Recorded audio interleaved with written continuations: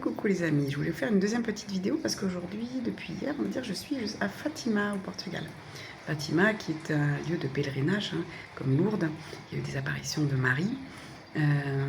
Donc ce lieu a été nettoyé, il est aujourd'hui neutre. Les guides me disaient hier qu'on était à 55% au niveau relance énergétique. Voilà, donc si vous pouvez cet été venir à Fatima, c'est le bon moment d'intégrer, de prendre déjà des belles énergies et puis de mettre des énergies ici, de les ancrer. Donc ne venez pas, bien sûr, dans des lieux spirituels comme ça de pèlerinage que pour vous plaindre, parce que dites-vous que tout ce que vous allez déposer ici va s'ancrer et au bout d'un moment, c'est un trop-plein et tout le monde va récupérer les énergies négatives. Donc d'où l'importance, j'ai envie de dire, de travailler sa spiritualité, de comprendre qu'il n'y a pas de hasard et qu'on n'est pas là pour se plaindre. Alors, de temps en temps, ça fait du bien, je ne dis pas le contraire. Ronchonner un petit peu, c'est bon. Voilà, pas beaucoup. Et du coup, ça permet de travailler cette spiritualité, ce qui nous arrive. Pour moi, la spiritualité, c'est ça. La spiritualité, c'est l'art du bonheur, c'est l'art de la connaissance, de la compréhension, du savoir. Et du coup, on l'apprend tous les jours. On apprend que ce qui nous arrive, il n'y a pas de hasard. Que je ne sais plus ce qu'il y a eu hier. Ah oui, hier matin, avant de partir, donc j'étais à Evora.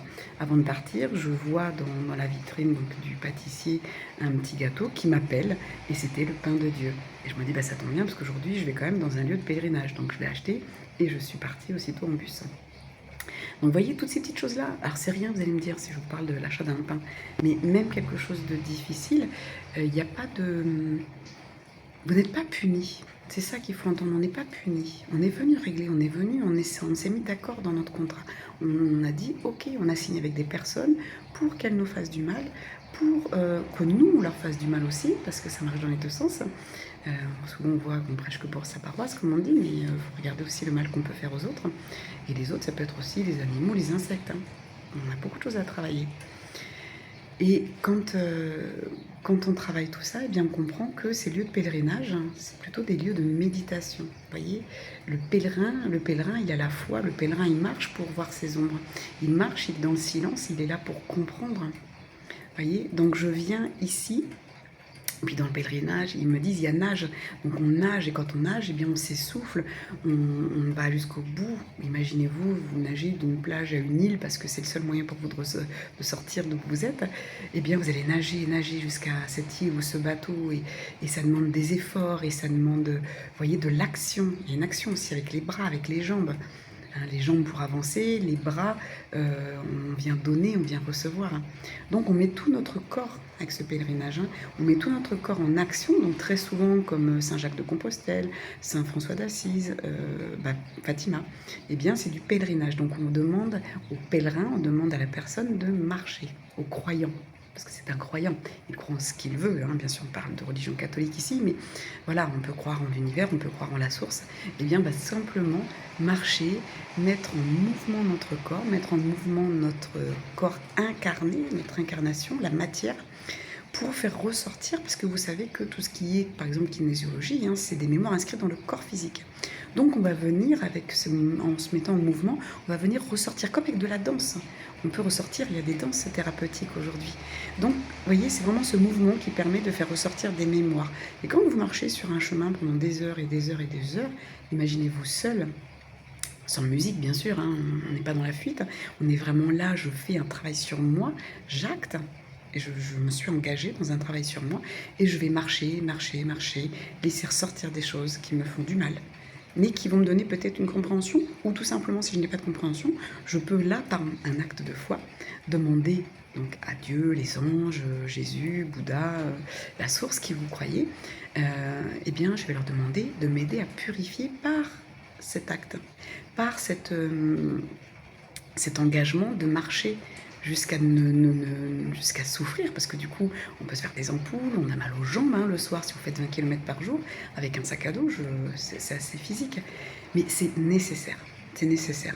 Et ce pèlerinage, c'est vraiment ces actes de foi, ce pèlerin qui a la foi en quelque chose, en quelqu'un, en une entité, en une énergie.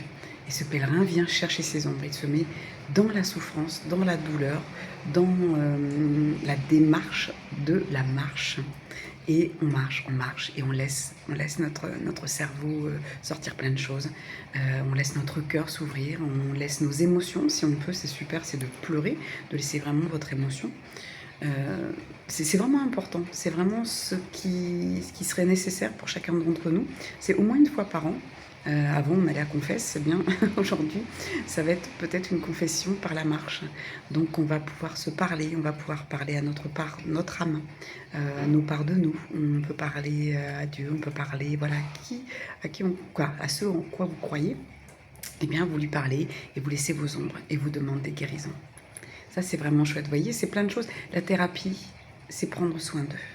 Donc, soit on fait appel à quelqu'un parce qu'on n'arrive pas à prendre soin de soi-même, soit malheureusement, beaucoup de gens se disent oh, je fais par moi-même, mais ils sont incapables. Et puis, il y a des choses qu'on ne peut pas dégager soi-même. Il faut se faire aider, il faut quelqu'un de neutre.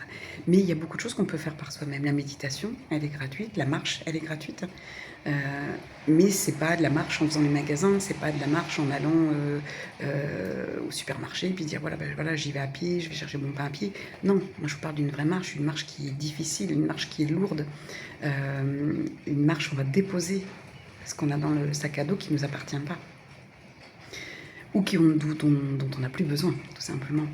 Et vraiment, cette marche où, je vous en parle aussi dans d'autres vidéos, cette solitude qui est vraiment intéressante, hein, d'aller se mettre pendant une semaine minimum. Je vous parle d'un week-end souvent, mais c'est vraiment pour débuter parce que beaucoup de gens ne sont pas capables de couper leur téléphone, ne serait-ce qu'une heure, 2 heures, une journée. Là, moi, je vous parle de quelque chose où on coupe tout. Je veux dire, vous n'allez pas marcher sur Compostelle avec votre téléphone. Non, il y a une spiritualité derrière. On parlait d'une certaine religion, mais il n'y a pas besoin d'une religion. Il n'y a même pas besoin du chemin de Compostelle. C'est juste qu'il y a cette spiritualité qui est là, qui amène une énergie plus forte, qui amène peut-être une aide inconsciente, vous voyez, de se dire je suis à Fatima, je vais faire le chemin de Fatima, je vais faire mon Compostelle. Et puis après, il y a aussi notre... j'allais dire, c'est pas notre ego, parce qu'on peut le faire avec un ego, mais qui est humble. C'est de se lancer des défis aussi, c'est important.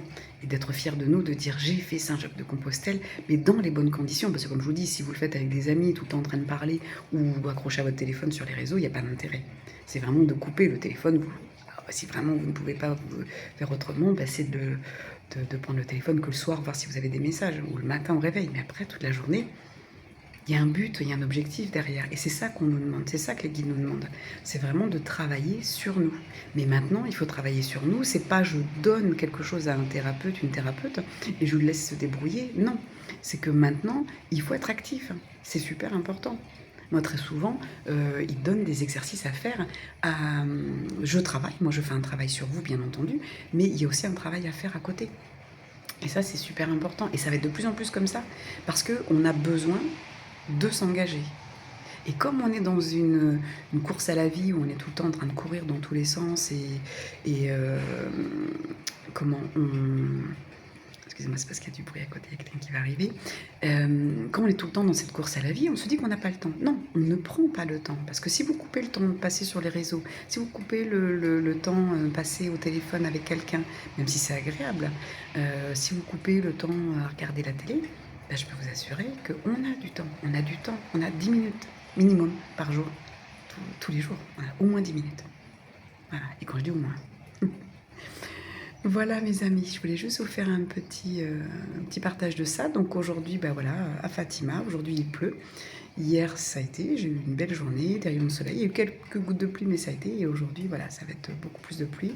Mais il y a quand même un ciel lumineux. C'est ça qui est incroyable, c'est qu'il est blanc lumineux, il n'est pas gris. Donc je vais continuer à aller sur ces lieux de prière où les guides m'ont demandé de travailler un petit peu. Voilà, je vous embrasse.